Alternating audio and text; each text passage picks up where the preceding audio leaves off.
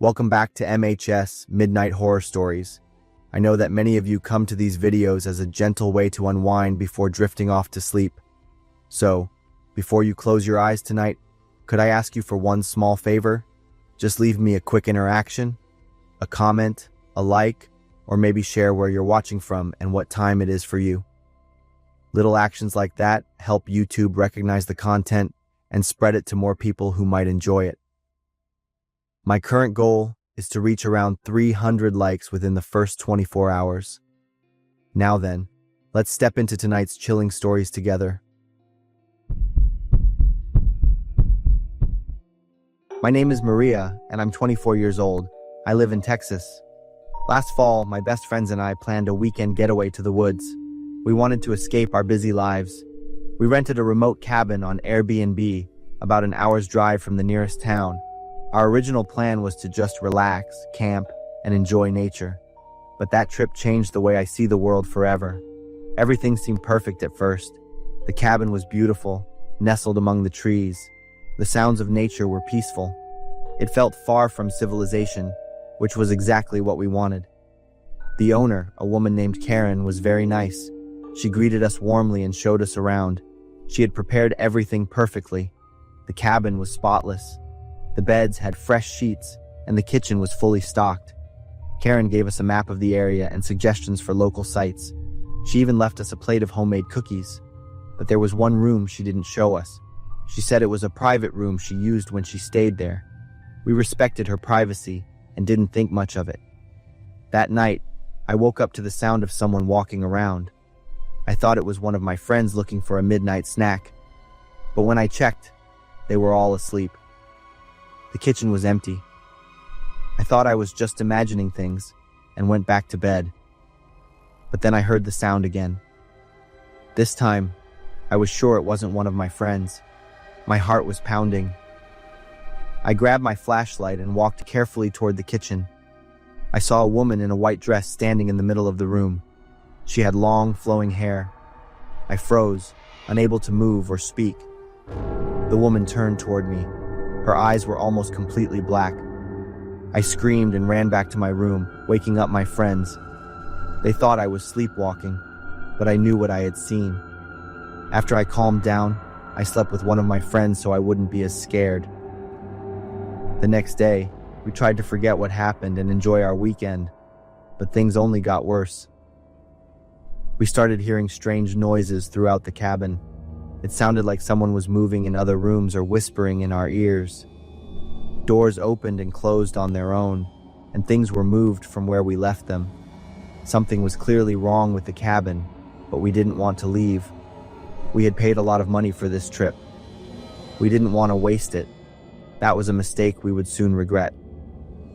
On the fourth night, we were all sitting by the fireplace trying to relax. We heard a knock at the door. It was Karen, our host. She looked scared and panicked. She told us the cabin was cursed. It was built on sacred land where a tragedy had happened years ago. A family had been murdered in the woods, and their spirits haunted the land. She begged us to leave right away. She told us to pack up and go home the next morning. She said she couldn't let us stay another night. We were confused by Karen's behavior, but we saw the fear in her eyes and decided to trust her. That night, Karen slept over. We all slept together, but we were woken up by a scream. It was Karen, and she was in the next room. We rushed into the room. The air was filled with the smell of mold and rot. Dusty old portraits stared down at us from the walls. The windows were covered with thick curtains, making the room feel like a dark pit.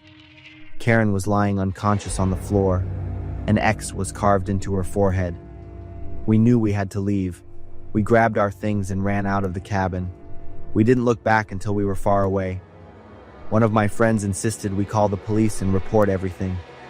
Karen's story and what had happened to her really got to me. I started to believe that spirits might actually exist. I couldn't forget the figure I had seen in the kitchen. The police investigated the cabin. They found evidence of a cult's presence, including strange symbols carved into the walls. But what we found out next was a true shock. Karen had been a member of the cult. she had a change of heart and betrayed them, trying to escape the group. When the cult found out, they planned to come to the cabin the next night to punish her. Karen found out about their plan. That's why she was so panicked and begged us to leave. She didn't want us to get caught up in the danger, but they still found her. The cult punished Karen by carving the strange mark onto her forehead. It was a warning to others who might go against them. The information from the police made us all feel confused and guilty. Karen had tried to protect us, but we hadn't understood the danger she was facing. Now, whenever I see an Airbnb with impressive amenities, I remember that fateful trip.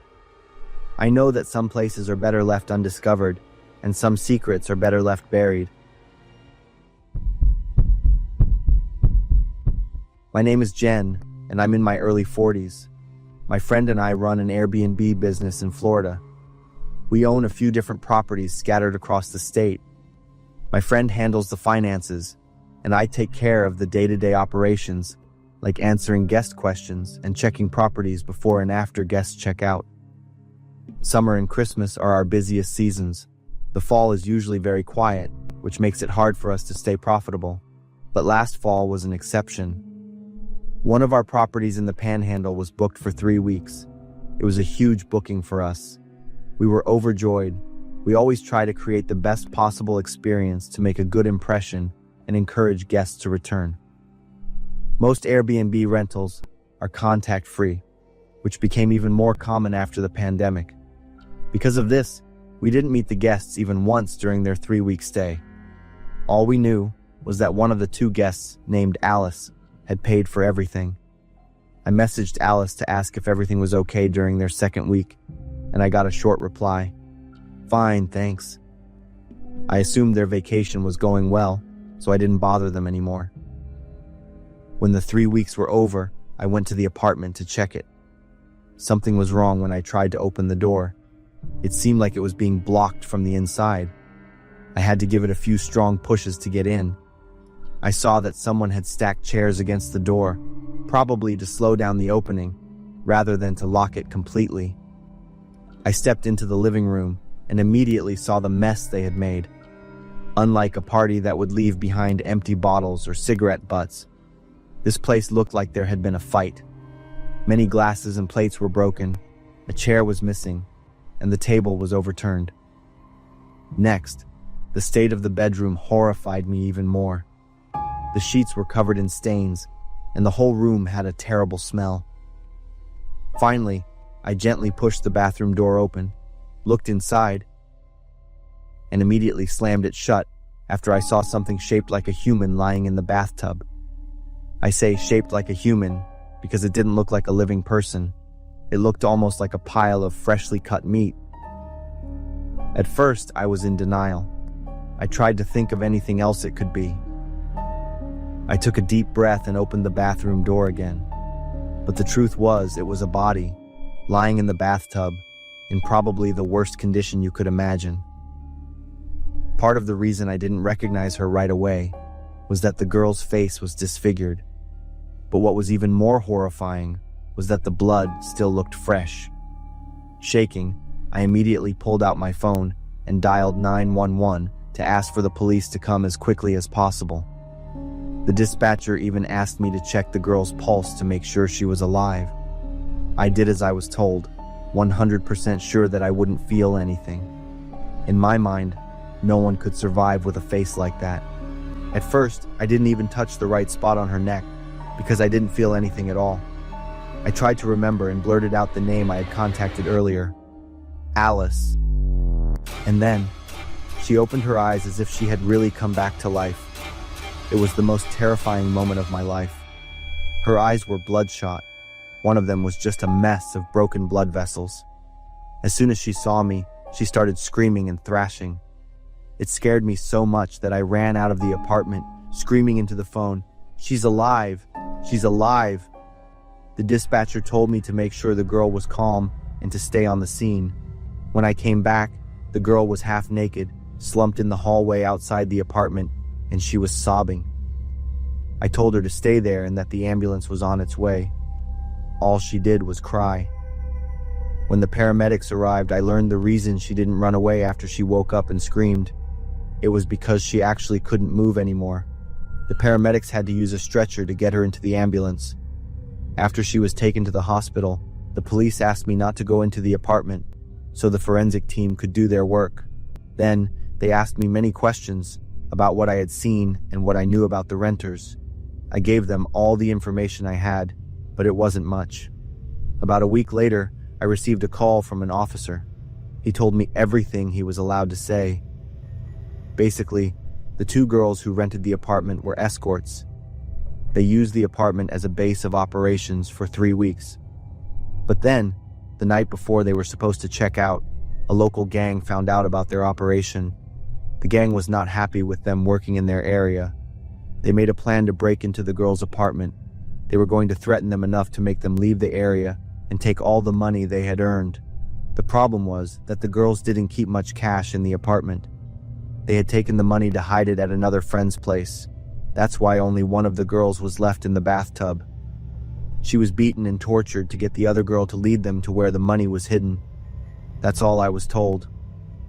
Although the officer hinted that they had arrested a few people, they couldn't give me their identities or which gang they belonged to. I didn't get any more information from the police other than them saying we could use the apartment again. After that, I focused more on the insurance claim. It was the worst incident in our Airbnb business's history, and probably one of the worst things I have ever witnessed in my life. I once thought that renting out our old house on Airbnb was a good way to earn some extra money. That was until one night when I stepped into my own house and almost didn't make it back out. It all started last fall. My wife and I had been trying to sell our old house in Cedar Park, Texas for over a year.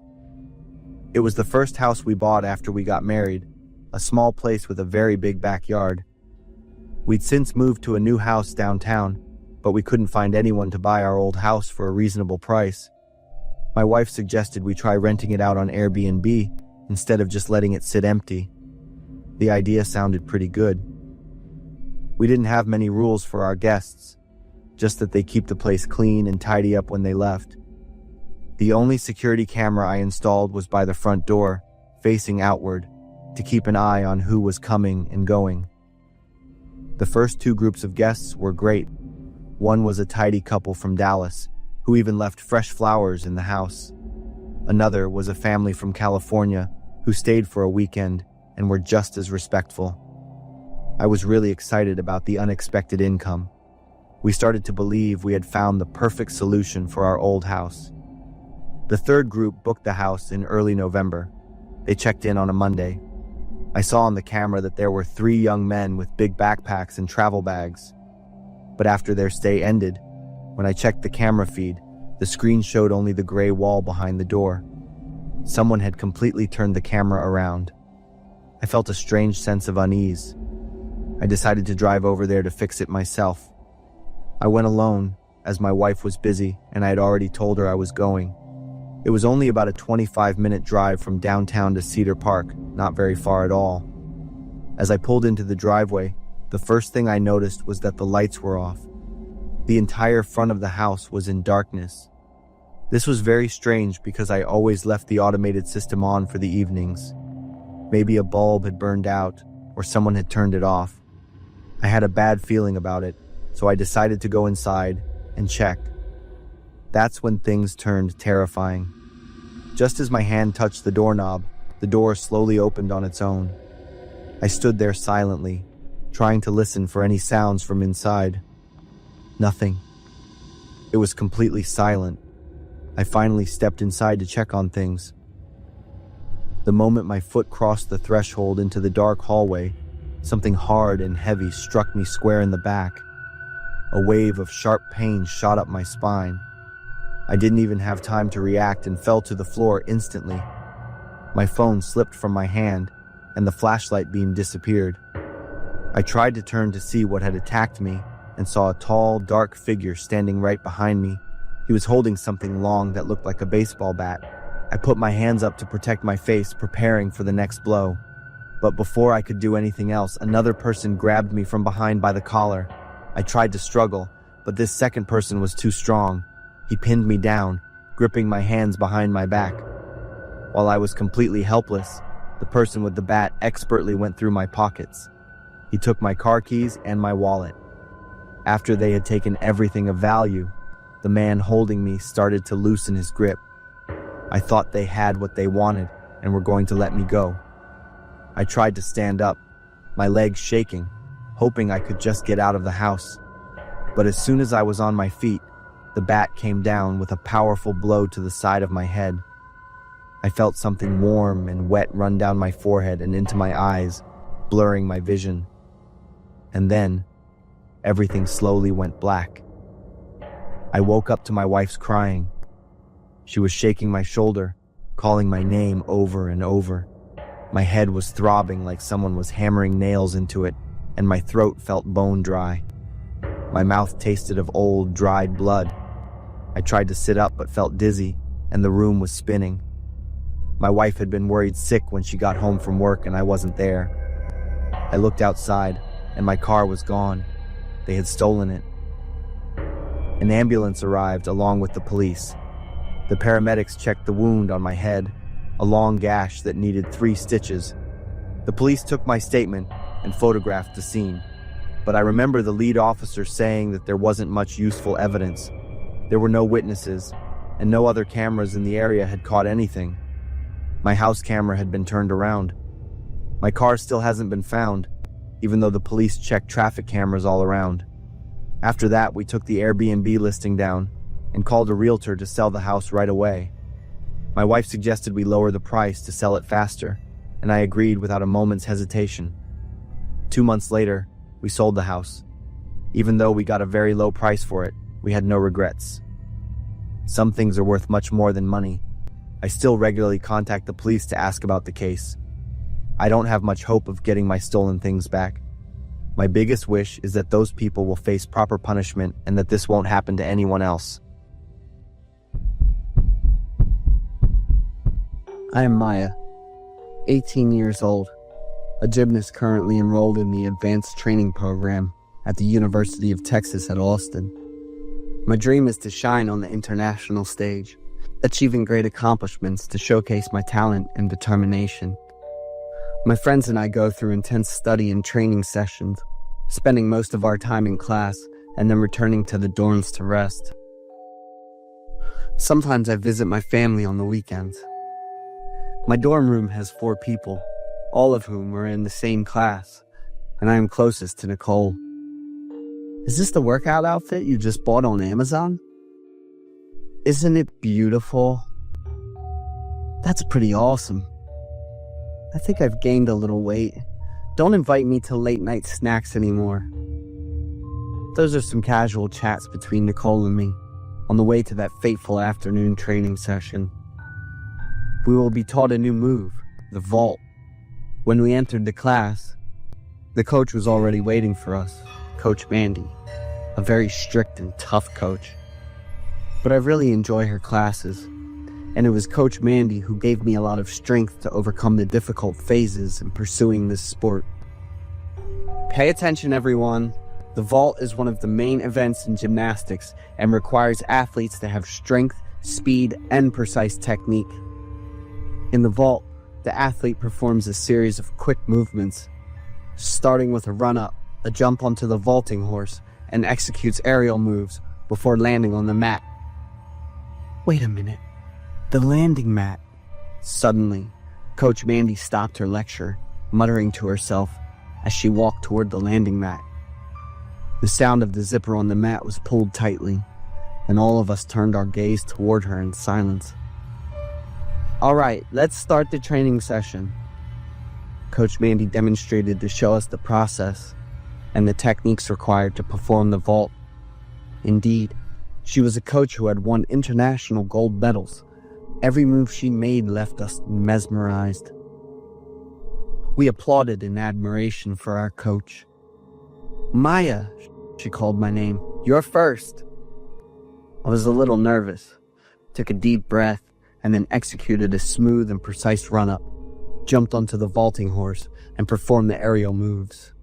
However, When I landed on the mat, I could clearly feel the wobble from the mat, and I fell. Coach Mandy looked at me and smiled gently. "It's okay. I believe you'll do better next time." "Devlin, you're next." Coach Mandy called Devlin, a friend of mine with excellent technique. However, Devlin also landed quite awkwardly, surprising the entire class. Coach Mandy still kept her smile, not commenting on anyone's technique, and called each of the 15 people in the class to take their turn. This kept happening repeatedly, and each person had jumped for the 7th time. Indeed, with each attempt, our technique became more stable, and we got more accustomed to the mat. "You're doing great," Coach Mandy smiled and clapped. We also clapped along with her, feeling quite uplifted by the praise from our coach. Suddenly, Nicole shouted loudly, startling me as I stood next to her. Blood!" Nicole stammered, pointing towards the training mat. There was indeed blood, a lot of it, soaking a large area of the mat. We were all in shock, and one of the girls fainted from fear. Coach Mandy asked a few of the boys in the class to take the fainted girl to the school's infirmary, while the rest of us quickly returned to the dorms to rest, and the class ended early. Only a few of the boys quickly followed her instructions, while Nicole, the others, and I remained standing frozen on the ground. "Don't you hear what I'm saying?" Coach Mandy's voice made Nicole and a few others burst into tears. Nicole hurriedly grabbed my hand and led me away. Back in the room, we were confused and discussed a lot about the strange occurrence that had just happened. "It'll be fine. I don't think it's anything serious," I reassured my friends, though in reality, I was extremely confused. The image of the blood-soaked mat haunted me and my classmates, but we all remained silent. Our focus on studying declined due to the confusion, worry, and a sense of foreboding and something bad about to happen. Every night, Nicole would have nightmares. She would talk in her sleep, cry, or even scream. Nicole's parents had requested permission for her to take a few days off from school to go home and rest. The constant tension weighed on us, leaving us feeling heavy and exhausted.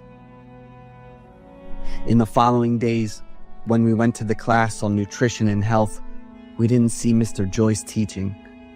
According to some rumors at school, Mr. Joyce had been missing for almost a week for unknown reasons.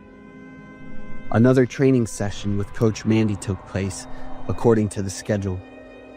Suddenly, the police appeared during the class, handcuffed Coach Mandy, and led her away, leaving all of us in shock.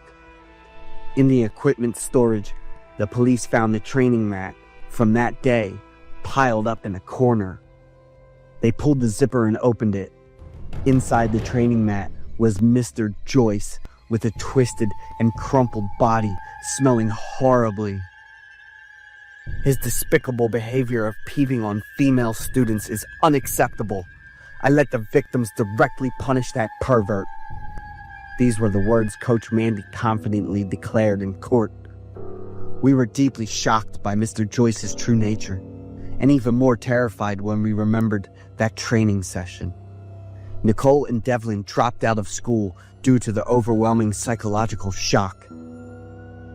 Coach Mandy was sentenced to life in prison and could be granted parole after serving 15 years.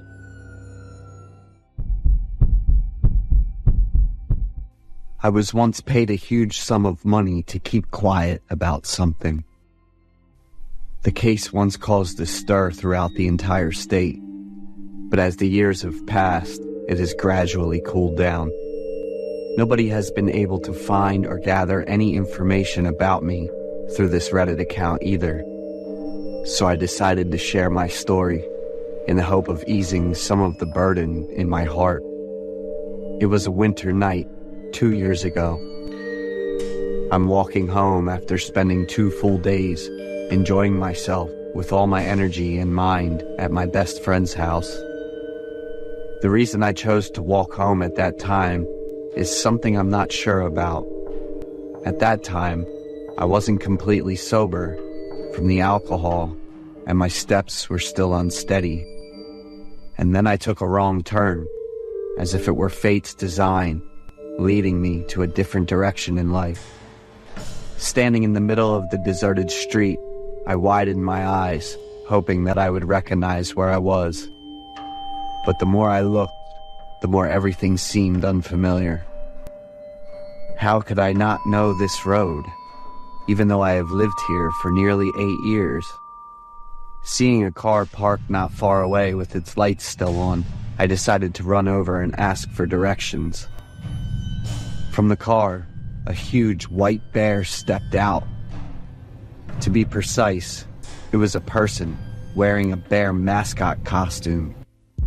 The white bear walked over to the passenger seat, opened the car door, and roughly grabbed the girl by her hair, dragging her out of the car.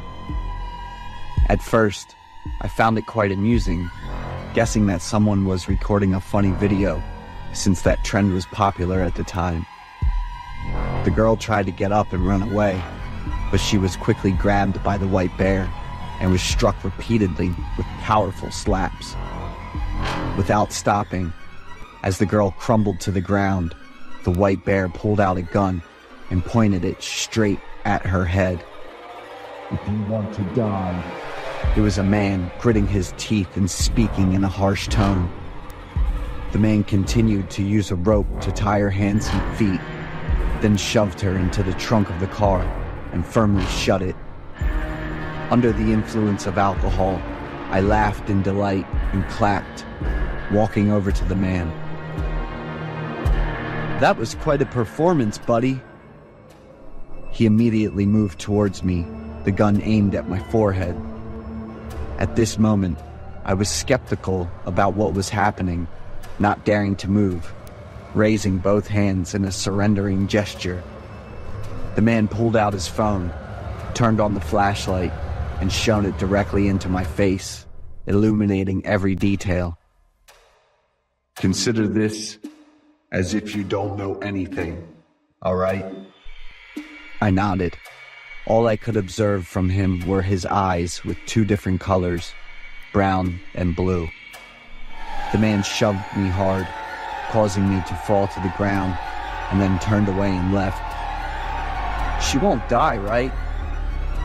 I got up and asked him with a bravery I didn't quite understand where it came from. The man turned back and looked at me with a displeased expression before driving away. I wandered for a while and found a convenience store where I drank a few sips of cold water to wake myself up. Looking back on what just happened, I still can't tell if it was a dream or reality. The next morning, I woke up to find it past noon. My whole body was sore, and I could still feel the effects of the alcohol. I turned on the TV while having my meal, and the news reported information and images about the disappearance of a young girl. Remembering the incident I witnessed the night before, I was now sober enough to reflect on everything. I quickly grabbed my phone with the intention of reporting to the police, but noticed the money added to my account 8 hours ago. Remember what I told you? I hesitated, afraid of the consequences, as the man had clearly found out about me. I struggled for a long time. The money had shaken my resolve. I know that it is truly despicable and abhorrent. I followed every news update about the missing girl. There were no traces left, and no body was found, so she might still be alive. I have been living in torment and fear all this time. I sent the money I received to children's and animal rescue organizations. But hiding a dark secret has never been easy or lighthearted. It has greatly affected my life. Yesterday, while walking down the street with a friend, I came across a man with 2 different colored eyes, one blue and one brown. His gloomy and cold gaze seemed to fixate on me. A flurry of thoughts raced through my mind, and I could no longer hear any sounds. My face turned pale, and I could feel my mouth going dry as I was breathing heavily. When I got home, I picked up the phone to dial the police, but when the operator's voice came on, my throat went dry. What should I say? And how do I explain it to them so they understand? I am very scared, feeling helpless and desperate about my own stupidity and cowardice. Is my silence the right action? Or is it a selfish act that deserves to be punished and paid for?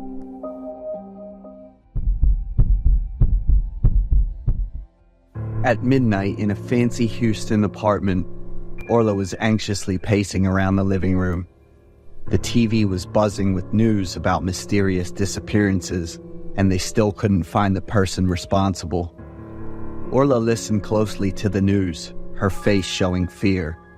Suddenly, there was a knock on the door. Orla was startled. It would have been a normal sound during the day. But it was midnight now, and the tension from the news had Orla freaking out. The knocking continued, and Orla walked up, peered through the peephole, and raised her voice. "Who is it?" Suddenly, a white eye appeared in the peephole. "Hello, I'm the building's fire safety maintenance staff." The sight of those white eyes startled Orla again, and she instinctively stepped back. That guy looked like he was trying to peek into Orla's place through the peephole. Orla was totally thrown off and answered with a stutter. Are you here to check the fire stuff at midnight?" "This is my last stop, trying to wrap up today so I can have tomorrow off. Hope you'll help me out." Orla was still really unsure and cautious, but the guy kept knocking harder, so Orla had to open the door. As soon as Orla opened the door, someone pushed it quite forcefully from outside. In front of Orla was a guy, around 40, dressed in a staff uniform. He said his name was Julian and flashed a big smile. He had a special tool in one hand, gripping the doorknob tight with the other, and bracing his foot against the door.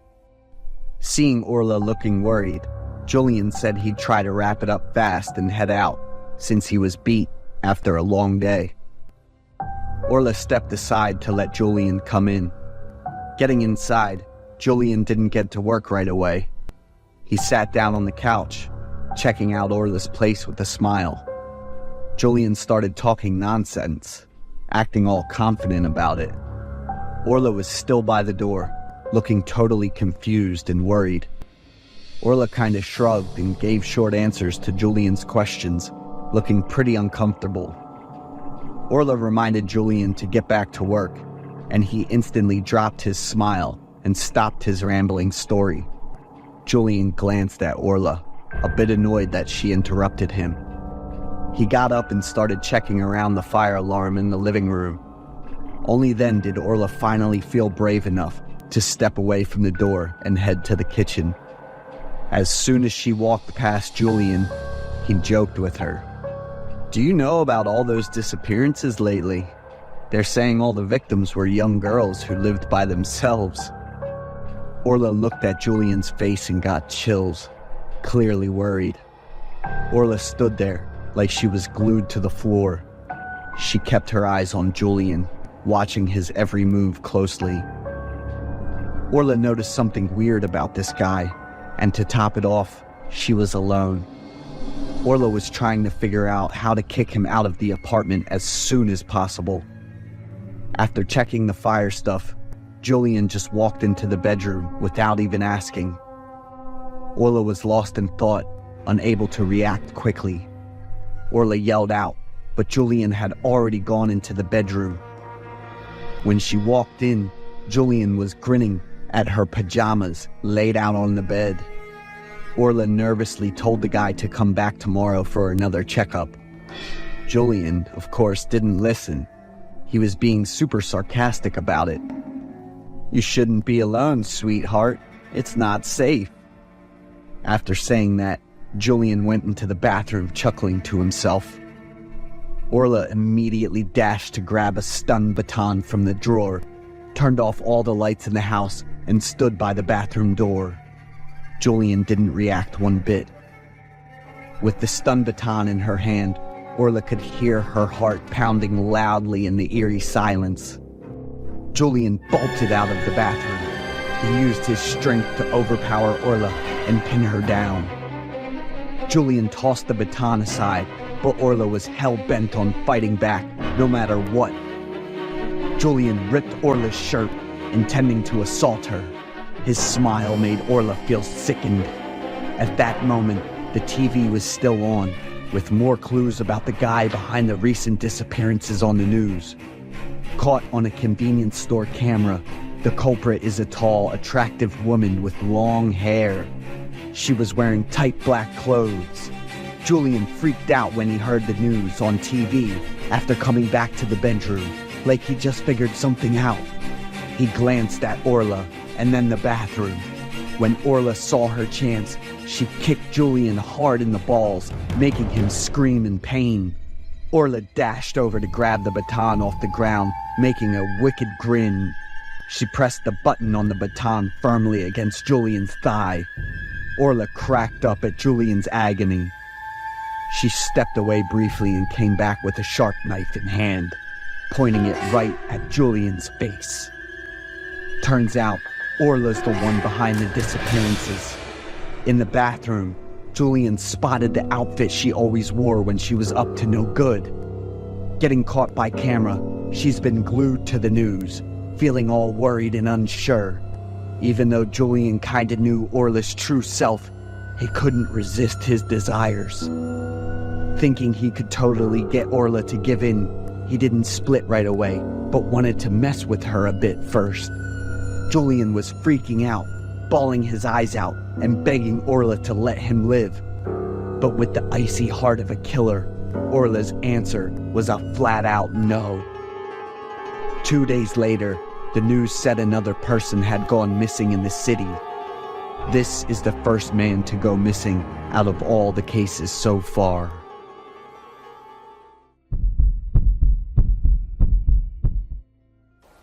I'm Lisa, living alone in a comfortable apartment in Seattle, Washington, USA. 1 week, I signed up to work overtime at the company until late at night. I remember it was Tuesday. I lazily left the office at nearly 10 p.m. When we got down to the parking garage, the air was cold and gloomy, with only a few cars parked overnight. I approached my parking spot, panicked when I saw the car had a black skull painted on it. I went home, frustration lingering within me all night. The next morning, I asked the security guard to review the security camera in the parking garage. I want to know the bastard who did the trick. But the camera quality was very low. Only seeing a black shadow, I parked the car in quite a dark location. I had to swallow my anger and let him go. That evening, I still got off work late like the day before. Learning from experience, this time I parked the car near the camera. I carefully went around to check, seeing that the car was still intact. I felt secure in opening the door and sitting in. Suddenly, there were clicking sounds followed by savage laughter. It echoed in the quiet night space of the car tunnel. Startled, I grabbed the steering wheel tightly. A few seconds later, the laughter stopped, and I took a moment to calm down. Even though I'm a woman, I'm a rather brave one, and I don't believe in ghost stories. Slowly opening the door and getting out of the car, I looked around. The clicking sound rang out again. I concentrated on listening, slowly sat down and looked under the car. What caught my eye was that wrinkled face, that creepy smile, and that savage laugh. I pulled out a devil toy. It was probably made on Halloween. "Who the hell is doing this?" I muttered angrily. I walked around the parking area but couldn't find the vandal. That silly thing took me a lot of time. It was already 12 o'clock when I got home. The next morning, I went to work late feeling tired and lethargic. My close colleague Evelyn asked me worriedly, "Are you okay, Lisa? Don't work too hard." Receiving a cup of coffee from Evelyn makes me feel more comfortable. Talking a little about Evelyn, she is Asian American. I love her beauty. "Don't tell me you're still working overtime tonight, right?" Evelyn asked. I smiled and nodded. She looked surprised and helpless, then left to go back to work. By 8 p.m. that night, I was exhausted. My mind couldn't work anymore. I decided to go home and rest early. Going down to the basement, heading towards the parking lot, I heard someone mumbling. The closer I got to where I parked, the clearer the whisper became. I could hear the content of what that person said were scary curses. Walking faster, my heart pounded when I realized there was a figure standing next to my car. I ran over, but that person noticed and immediately ran away. He ran so fast I couldn't keep up and lost track of him. Returning to the parking lot, I was startled to discover a strange object. It was a small piece of yellow paper. Drawn on it were very strange characters. I guess they were charms. I've heard of witchcraft, but it's not really popular in America. I was so shocked. I couldn't believe I would fall into this terrible situation.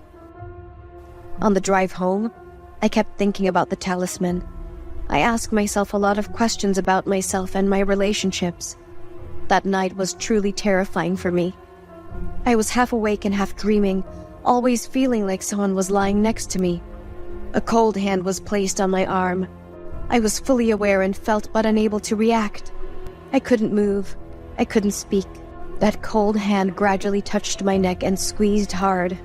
I widened my eyes in fear, my body still stiff even though I tried to struggle. The hand squeezed even tighter. My neck hurt. I sat up, opened my mouth wide, and inhaled as much as I could. I'm using 2 hands, squeezing my neck tightly. I fell into a daze and sat like that all night.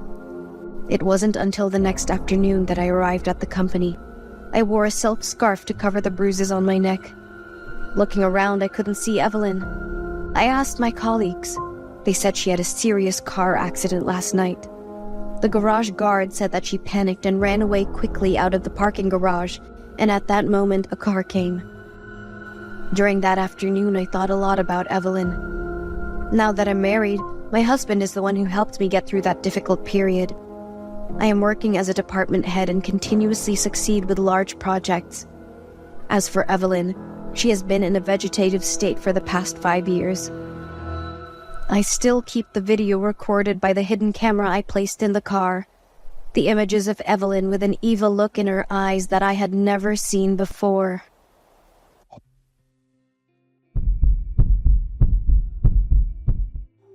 I used to be a criminal detective, familiar with chasing criminals through the dusty streets of New York. But now, I sit in a small room, my ears filled with urgent calls through the 911 dispatch center. This is a punishment, or at least that's what my superiors call it. I made a mistake, a hasty arrest, and acting alone led to a case that wasn't fully solved. They sent me here to learn how to listen. 911, how can I help you? I pick up the phone, my voice monotonous after hours of non-stop calls. On the other end, a woman's voice hesitates. Hello, I just wanted to talk for a moment. Are you okay? I furrowed my brows. This is an emergency line, ma'am. Are you in trouble? No. I just want to know if you're okay. She says, laughing in a way that sounds out of place, as if trapped between a joke and panic. I glance at the clock. Only a few minutes left until my shift ends. I sigh. Ma'am, if this is not an emergency, I'll have to. A man's voice suddenly cuts in, commanding. Get in the car, quickly. I freeze. Are you in danger? Please answer yes or no. She chuckles as if I've said something absurd. Maybe yes. I sensed something was wrong. Tell me your location. Do you see any street signs, shops, or anything? There's a moment of silence, only the sound of wind through the phone. Then, she whispers, barely audible, as though afraid someone might hear. I don't know. If I get in the car, then I will. My heart races. Stay on the line. I signal to my colleague next to me, quickly redirecting the call to the patrol team. The man's voice returns, urgent and commanding. I grip the phone tightly, picturing the woman in my mind. We're sending people. Don't let them suspect. She doesn't answer, but I hear the man shout, followed by the sound of a car door slamming. The call disconnects. Soon after, I receive a message from an anonymous number. Thank you for doing your role well tonight. I freeze, realizing I've been played. They didn't just disrupt the system, they led me into a trap. As I'm processing this, my colleague Jake rushes in, informing me of a kidnapping in the East City Park. A group of criminals took a child, and the patrol team was misdirected due to a fake signal. I dig through the call data and find out the group had hacked into the system, redirecting their calls to my 911 center. Step by step, I realized they had been watching me for a long time, carefully preparing to exploit any weaknesses. Just as my mind swirls with information and emotions, I get a call on my personal cell. Head west to the forest, 10 miles, to the abandoned house. Go alone, remember? It's the woman's voice from before, and the phone disconnects before I can respond. Jake asks if I'm okay, and I tell him to monitor the information. I'll request support if needed. I drive 20 minutes to the location they gave me, my mind on fire. Upon entering the abandoned house, I realize this isn't just a hideout. It's a hub for illegal transactions. Hidden cameras are mounted at corners, the doors are reinforced, and a small control panel with modern electronics sits in the middle of the room. The sound of footsteps from upstairs makes me stop. Instinctively, I move slowly toward the living room. There, a woman sits in a chair with a small gun in hand. She must be the one who called me. A sense of unease starts to creep in. Where are the rest of her gang? I glance at the screen on the control panel. The security camera feed shows clearly. 2 of her associates are upstairs, seemingly busy ransacking the place or preparing to escape. One is standing near a window, holding a phone, likely in contact with someone. My gut tells me there's not much time left. They'll quickly realize I'm here and find a way to stop me, even destroy me. In a sudden move, I throw the flashlight at the woman, distracting her. I rush forward, disarming her before she can open fire. From upstairs, the sound of hurried footsteps comes down. I hear a man's angry voice. What's going on? I drag the woman toward the door, using her as a shield as the 2 other men charge down the stairs. They freeze when they see her subdued. You won't get away, one of them roars, but I hear the sound of police sirens in the distance. They point their guns at me and fire repeatedly, regardless of their own safety. In their frantic, reckless gaze, only selfishness and anger remain. I quickly pull the woman under the table to shield from the gunfire, but I'm too slow. One bullet hits her in the stomach, and her painful scream echoes. Immediately after, another bullet pierces my arm, the sharp pain spreading, making my whole arm go numb. The SWAT team rushes in, arresting the entire group. The sound of the child crying fills the air.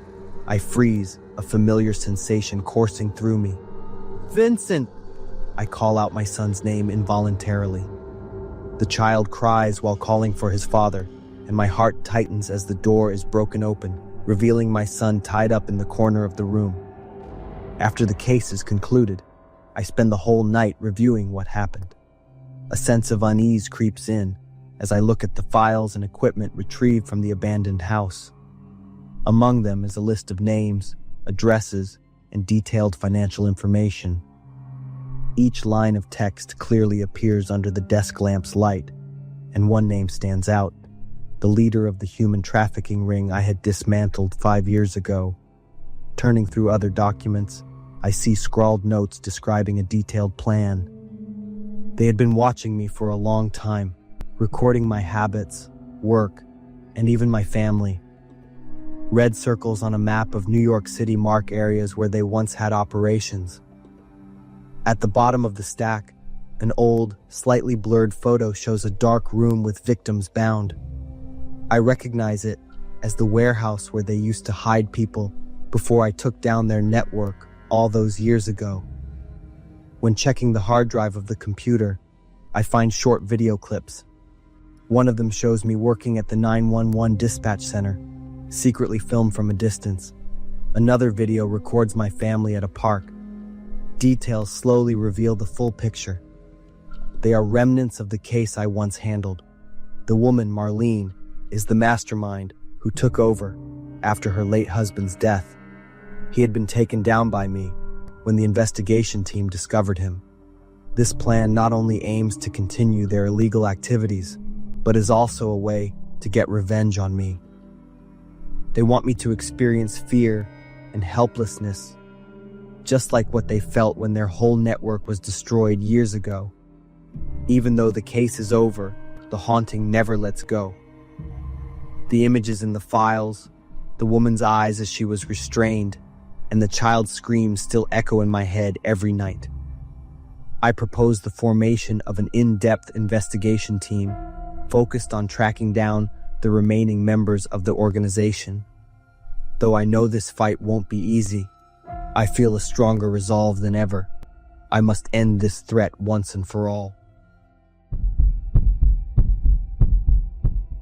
I am Bree, 32 years old, and I have a small family with my husband Charles and our 5-year-old daughter Ashley.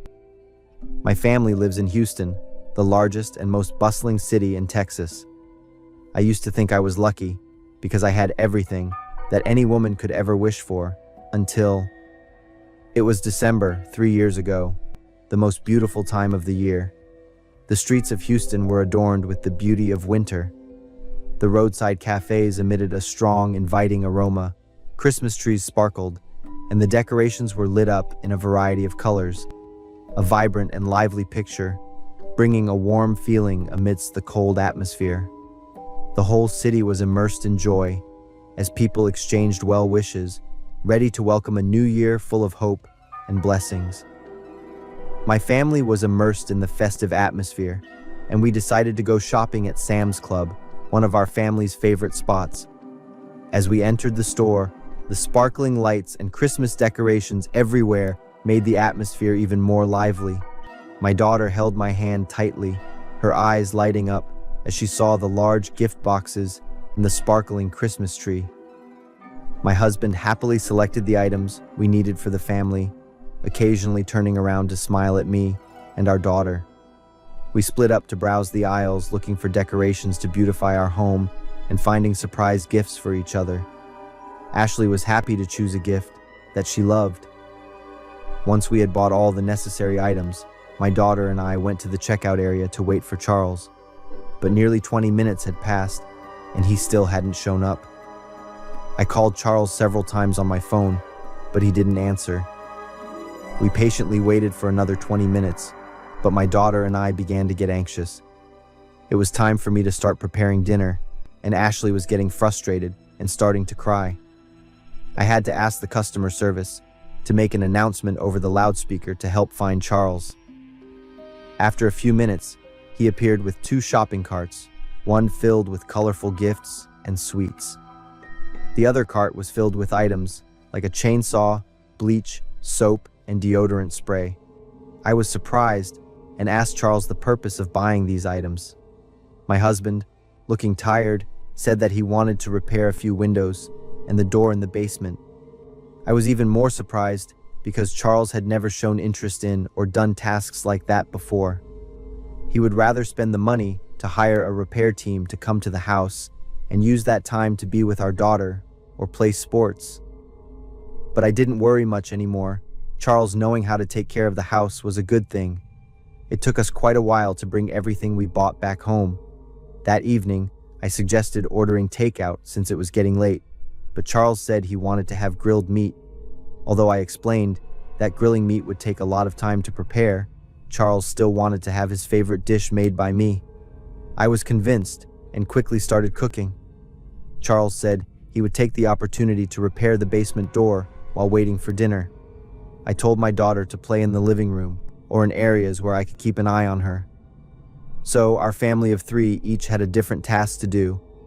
I focused on cooking, occasionally hearing the faint sound of the chainsaw and the sound of my daughter singing to herself. The house was quickly filled with the aroma of the grilled meat. I called out loudly to announce That dinner was ready, but there was no response from my husband or daughter. I walked to the living room, then changed direction toward the stairs leading down to the basement, calling out for Charles and Ashley as I went. When I was just a few steps away from the first step of the stairs leading down, Charles suddenly rushed up from below, holding Ashley in his arms and shouting loudly, which startled me. Charles's face was covered in sweat, and his eyes were filled with worry, barely concealing his panic. Charles staggered, barely managing to stop at the top of the stairs, his body tensed, as if he were fleeing from something. Seeing my surprise, Charles seemed a bit flustered for a moment before he held up Ashley's hand. She had injured her finger, and there was quite a bit of blood. Charles and I hurriedly took her upstairs. After treating Ashley's wound, the whole family had dinner together. Charles explained that Ashley had followed him down to the basement, and he blamed himself for not keeping an eye on her. When Charles realized what had happened, he immediately took Ashley upstairs, but didn't hear my calls. "Mom, my hand doesn't hurt at all." Ashley turned to look at me with her innocent eyes. I smiled and gently kissed my daughter's bandaged hand. Charles told my daughter and me not to go down to the basement because it was messy and dangerous. I agreed and then gave Ashley a thorough reminder. 2 days later was New Year's Day, and I happily prepared the traditional dishes for the special occasion. After finishing the repairs on the basement door and the windows in the house, Charles helped me clean up and decorate the dinner table. Since our family only had 3 people, everything was done quickly and efficiently. The dinner table was set warmly, and Charles expressed his gratitude for the care I always give to our little family. His wish for the new year was to have a 4th member join us. I was moved and hugged my husband. He pulled Ashley close, and we embraced each other tightly. Suddenly, Charles's phone rang, and he left to answer it. Ashley turned to look at me and expressed her wish for me to get another plate instead of cutlery. I smiled and told my daughter that the baby hadn't arrived yet, and for now, our family only had 3 members. "No, Mom, there's also the lady in the basement. I saw Dad and her. Our family has 4 people." I was utterly confused, looking at my daughter and then toward Charles, who was standing far away, talking on the phone. A cold shiver ran down my spine. We had a happy life, and I trusted him completely. Yet now, how could this be happening? Ashley approached and placed her small hands on my cheek, her innocent eyes examining me. I held back my tears, taking her small hand in mine. I was surprised to see that Ashley had removed the bandage from her wound at some point. There were no signs of any injury. Her hand was completely healed. I looked straight into my daughter's eyes and whispered, asking her about what she had seen in the basement. That woman was sleeping on the floor, and then Dad shoved her hands and legs into the box. "My hand isn't injured. Dad doesn't let me answer when you called." A feeling of panic surged within me, like a wave, sweeping everything away. Everything I had once believed in, all the happy memories, now shattered before my eyes, leaving only an indescribable fear.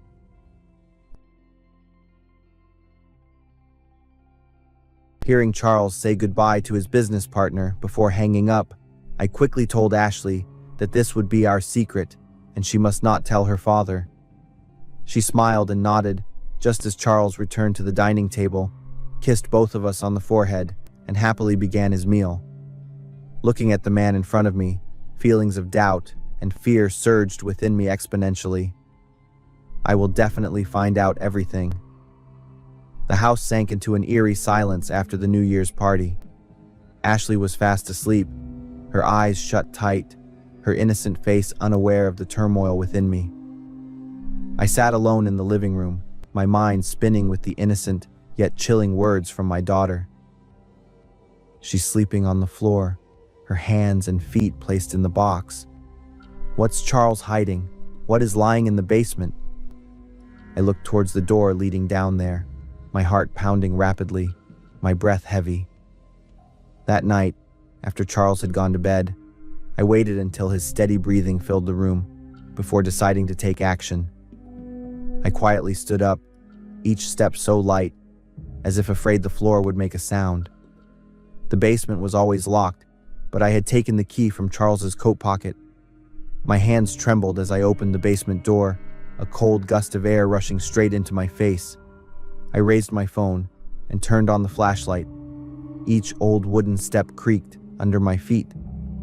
The faint light from the flashlight swept through every corner, illuminating the damp walls covered in cobwebs. A foul, rancid smell lingered, causing my stomach to tighten in disgust. I looked more closely and noticed wooden boxes stacked haphazardly in a corner. Dark red stains were splattered on the floor, as if someone had tried to clean them, but couldn't quite erase them. When the flashlight beam landed on a large open box, I stopped. My heart felt like it was about to jump out of my chest when I saw a light blue floral dress draped over the edge of the box. It was wrinkled and covered in mud. Beneath it were long, jet-black strands of hair. I stepped back, my hands trembling, unable to believe my eyes. She was lying asleep on the floor. Ashley's words echoed in my head, making me even more panicked. I forced myself to go back to the bedroom. That entire night I stayed awake, lying next to Charles, but my heart was filled with unfamiliarity and fear. The next morning, when Charles was getting ready to leave for work, I tried to act normal, but my eyes couldn't hide the daze. As soon as Charles closed the door and stepped outside, I immediately called the police. I had no other choice. The feeling of fear and doubt had become more than I could bear. The police arrived with the forensic team. The basement was quickly sealed off. The whole house seemed to be immersed in the footsteps and voices of strangers. I held Ashley as she sat on the sofa, and she occasionally mumbled about her being in the basement. The police chief approached, his cold eyes staring at me. "Bree, we have found a body." I almost collapsed. The woman in Ashley's story was real. The police chief continued speaking, but every sound seemed to fade away in my mind. My whole body was numb, and my heart was pounding erratically. I looked at Ashley. She was holding a small doll tightly in her hand, her gaze still innocent, but her words now echoed in my mind. I was asked to stay in the living room while the police searched every corner of the basement. The sound of footsteps, the clinking of metal tools against the cold concrete floor, and the occasional heavy breathing echoed through the house. The smell of bleach wafting up from the basement made me feel nauseous, but I couldn't take my eyes off the door leading down to it. A little while later, a young police officer stepped up, his face pale. He exchanged a few whispered words with the police chief. His cold eyes were now fixed on me. "Ms. Bree, we need to ask you to come to the station for a statement." His voice was deep but firm. I nodded, my legs feeling like they had lost all sensation. I tried to keep Ashley close, the fear that she would be caught up in something terrible overwhelming me. As we were taken out of the house, the harsh sunlight highlighted the police cars with their flashing lights, and the neighbors stood in groups, pointing and gossiping. At the police station, I was seated in a small room. A female police officer gently asked me about my relationship with Charles, his recent habits, and anything unusual I had noticed. It turned out that everything I had once thought was happiness was just a perfect mask that Charles had built. Meanwhile, Charles was escorted into another interrogation room. They showed me the surveillance footage. He sat there, his head lowered, his face dotted with sweat, and his eyes like someone pushed to the brink. His first words were like a confession. He admitted to having an affair. Charles stated that a few months ago, when his business was facing difficulties, he sought out a young woman who worked at a bar to relieve his stress. At first, it was just secret meetings, but the relationship quickly spiraled out of control. The woman began demanding more, even threatening to expose the affair if he didn't comply. That night, in a drunken stupor and under the influence of drugs, Charles arranged to meet her at a hotel to settle everything. But the meeting turned into a heated argument. In the heat of the moment, Charles became a killer. When he realized what he had just done, he panicked, not knowing how to handle the situation. In that desperate situation, a disgusting thought arose. Charles decided to bring the body home, to destroy it by dividing it into parts and storing it in wooden boxes in the basement. Charles chose that place because he thought that neither I nor Ashley would ever go down there. But what he didn't expect was that Ashley had secretly followed him and witnessed everything. I cupped my face, a feeling of disgust overwhelming me, not just for Charles, but for myself as well, for having lived with such a person all these years. The memories that once seemed happy were now shrouded in a terrifying dark veil. Charles was arrested, then charged with first-degree murder, and faced a life sentence. The house, once my home, became the scene of a horrific crime, forever unable to be returned to. I decided to move in with my sister in another city to start a new life. Every evening, I sit beside Ashley, watching her face as she sleeps peacefully, telling myself that I will never let her remember what happened. But I knew well that no matter how far I ran, the darkness of the past would haunt me forever. The screams from underground. When I was 12, I heard a painful scream while I was sleeping. I told my parents and sister about it the next morning, but I was the only one who heard it. My parents thought I was just dreaming, and my sister freaked out and told me not to talk about stuff like that again. I was sure about how I felt, but then I just brushed it off. Then one night, I jolted awake because the door slammed shut. Before I could even figure out what was happening, I felt the bed shaking and something gripping me hard. It was my sister, Charity. I heard a woman crying. My sister was shaking. I didn't say anything, just listened. There was definitely a woman crying, quiet, but I could hear it. My sister and I just piled under the blankets, turned on our favorite cartoon to block out the crying, and ended up falling asleep without even realizing it. The next morning, my sister was freaked out and told my parents about it. She even backed me up that the screams I heard before could have been real. My parents exchanged serious looks and then turned to us, like, "Did you two pull any pranks last night?" "Mom, we were serious. How could we laugh in that situation?" my sister said, sounding pretty helpless. "So where'd the laughing and talking we heard yesterday come from?" Dad asked, and we all just stared at each other in shock. Dad quickly checked around the house and called the local police for help, but they didn't find anything weird. A few nights later, it was a mix of screams, crying, begging, and the scariest part, gunshots. My whole family ran out of the room, all of us with scared eyes, just looking at each other. There were a bunch of police cars on the street, because a lot of families, including ours, had called to report it. That night, the whole neighborhood was wide awake, and everyone was just confused and freaked out. A big group of over 20 officers worked all night into the next day, but they still didn't find anything. It was impossible to figure out where they came from. Slowly but surely, people started moving out of the neighborhood. They weren't patient enough to wait for the police investigation results, so they just decided to bail. Mr. White, Mrs. Eva, Mrs. Kate, all the neighbors who were close to my family decided to do the same thing. Some families said their goodbyes to the ones sticking around and wished them all the best before heading out. But some families and single folks just vanished without a word. Just like that, my family's neighborhood went from a chill spot to a place filled with ghostly and creepy stories. That scary time lasted almost 6 months. A bunch of times, I used a tape recorder and set it up in the basement, because that's where I picked up the clearest sounds. It felt like it was coming from underground, I told my parents at dinner.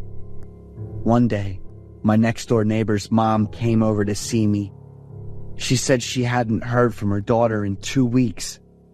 We were all shocked. Everyone in the neighborhood thought she had just left, so nobody asked or even paid attention. The police looked into it and found out that 13 people were missing out of the 28 residents who were supposed to have left the neighborhood. The tension and confusion hit a whole new level. That same evening, I heard my sister's clear, heartbreaking screams coming from some unknown place. I immediately bolted out of my bedroom and ran to my sister's room, and my mom and dad were there at the same time. "Heather!" My mom yelled her name in a total panic. The room looked totally fine, except for the fact that my sister was missing. The government kicked off a big investigation. All the families still in the neighborhood were moved to a new place to make things easier for the police. Beneath our once nice street is a whole world of evil and demons. There's been a human and arms trafficking ring running for months with 33 victims. They're all young women between 16 and 23 and girls from 5 to 8. They only found 10 survivors who were alive and okay. No one knows where the other victims are, since the ringleader decided to take his own life as soon as he got caught. Everyone probably has their own thoughts about their tragic fate, but they just can't put it into words. My sister was lucky to come back unharmed, but the doctor said the psychological stuff she's dealing with is basically incurable. It's tough to wrap your head around the cruelty that some messed up people dish out to their own kind.